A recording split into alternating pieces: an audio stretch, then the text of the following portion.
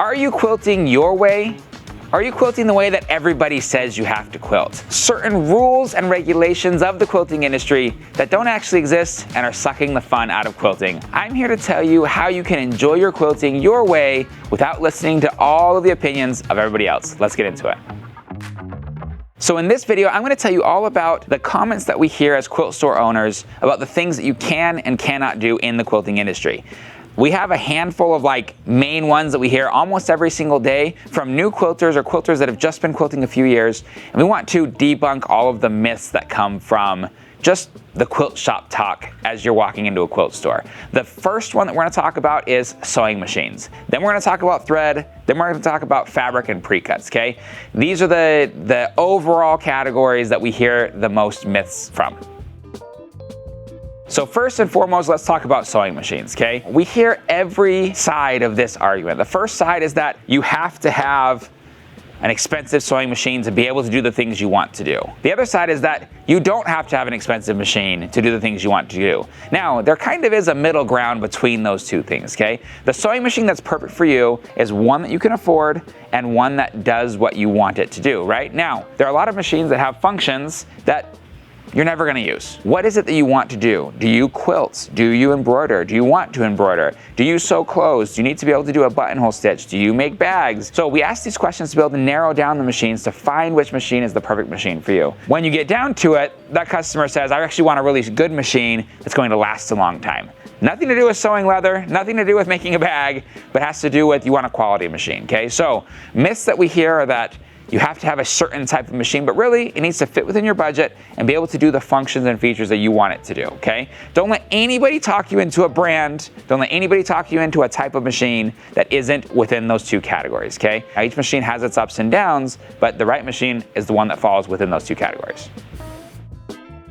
Okay, now let's talk about thread. One of the best things you can do new to this craft is learn a little bit about sewing.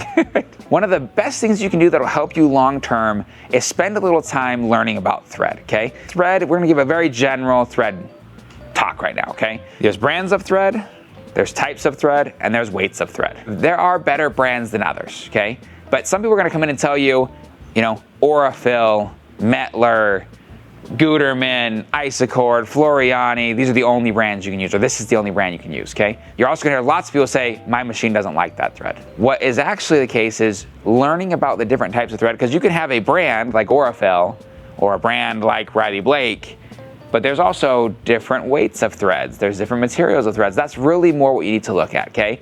There are two main threads that are used in the quilting industry. You have one, which is your 100% cotton thread, okay? And you have two, which is your polyester thread, okay? A synthetic thread.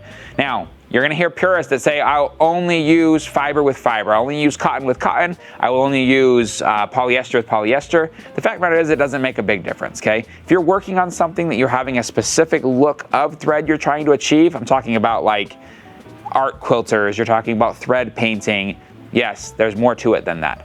However, if you're talking about just, I want to sew something and I'm new, it doesn't make a big difference. Get the one that works for you. Now, when it comes to weights, there's 50 weight thread, there's 40 weight thread. Those are the two main thread weights, okay? There's also everywhere up and down that scale. Now, 50 weight thread is the most common weight of thread used in the quilting industry. Long story short, it talks about the strength of the thread for the amount of thread that you have, okay? We're gonna leave it simple like that. If you're worried about your thread breaking, you can go down in number, so to a 40 weight, which gives it a little bit more strength as it's going through your sewing machine. Cotton, polyester, it doesn't make a huge difference to what you're doing, especially in the beginning, okay? I use both threads depending on the day, depending on what's already set up on my machine, whatever's easier, and it doesn't make a difference. Most quilting services that are happening when somebody's quilting the actual pattern on your quilt is using a polyester thread because there is less mess, there's less lint down in your bobbin area, and it is easier to use and a little bit stronger. So don't let somebody tell you, you have to use this brand, you have to use this weight. Grab a couple from your local quilt store, talk to your local quilt store and say, hey, I'm gonna try each one of these, see how they sew the same project with them, and find what works best for you. Get yourself a high quality thread, trust the good name brands, and don't listen to anybody else, except for me. As we have people coming into the shop, usually you have someone that's either wandered into a quilt store for the first time totally by themselves and have no friends that quilt, or you have the quilters that are dragging their friends in, okay? If you're the quilter that's dragging your friend in, thank you, first of all. We want them here in the store. But second, make sure that we're not telling them things that actually don't make a huge difference, okay? Let's talk about fabrics now and choosing your fabrics. I've heard lots of conversations with customers in the store that they're saying, you know what, you have to choose a fat quarter quilt as your first quilt. You have to get a pre-cut as your first type of fabric project because you don't know how to match colors or different things like that. We need to do, as a new quilter, whatever we like and whatever is visually appealing to us, okay? Don't let somebody tell you that that quilt's too hard, that quilt's too easy, that quilt's not right kind of quilt. Do what looks nice to you. Do what you feel like. If you like this quilt right here and you say, man, I really love this, make that quilt. Don't let somebody tell you you can't make that quilt, okay? Pre-cuts are helpful if you have a hard time with color management. If you don't and you feel like you're pretty good with color, choose your own colors. We have lots of patterns on the wall, on every quilt store's wall, that has the fabric requirements, and you can walk through the shelves and choose the fabrics, okay? On the flip side, if you feel like, hey, color's not really my thing, grab a pre-cut. Grab a jelly roll, grab a layer cake. Every quilt store is full of them. And then from there, start on your project, okay? Do not let someone tell you you can't make whatever project looks fun to you. I've seen it time and time again. People are like, oh, you know what? I wouldn't do that because you're new. Don't let them tell you that. You can do it. Start with what looks the funnest to you. So last but not least, I want to talk about kind of the quilt store experience and how that can be different for you than what it has been in the past, okay?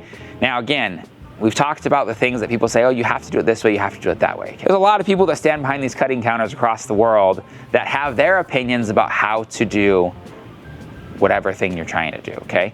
Don't forget that they're also on their quilting journey too, and sometimes their opinion might not be the right opinion for you. Lots of times you have expert knowledge standing behind these counters, but they also have their own opinions of what they like to sew, the way they like to do it. And what I like to do when I walk into a new place, whether it's a quilt store or anywhere else, I like to learn from the people that are the experts and those that are working within the industry, okay?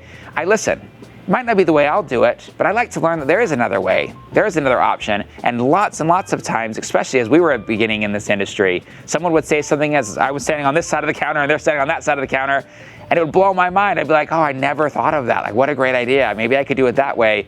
And it taught me so much as I learned from each and every one of our customers. So as you're standing here, as you're in your local quilt store, ask questions. There's never a silly question in the quilting industry. Ask every question you can think of. You don't need to preface it by saying, I'm really new. Nobody cares that you're new. We're glad you're here. We're glad that you're here learning. We're glad that you're here walking through the store. Every team member in every quilt store across America is gonna say, come, join us, let us teach you and show you the different things that are here in this wonderful industry. So if you're new, if this is your first time watching a quilting video, you're within your first couple of years, or you're a YouTube quilter like us right here, and you haven't had the experience of having the formal class-like training, this is your chance to take a deep breath, know you're doing a good job, and learn at your own pace with the things you want to learn. So guys, as always, down in the description of this video, down in the comment section, I want you to let me know what you wished you would have known starting out in quilting, okay? Whether it has to do with fabrics, machines, people, classes, let me know, hey, I really wish I'd have learned X, Y, and Z. That way everybody that's watching this video can learn from one another, okay? This is a wonderful industry, it's a great community, and everyone is here to learn, to grow, and to make something beautiful. My name is Brody, teaching you how to sew like a pro. We'll see you here at Sew Ya Quilting.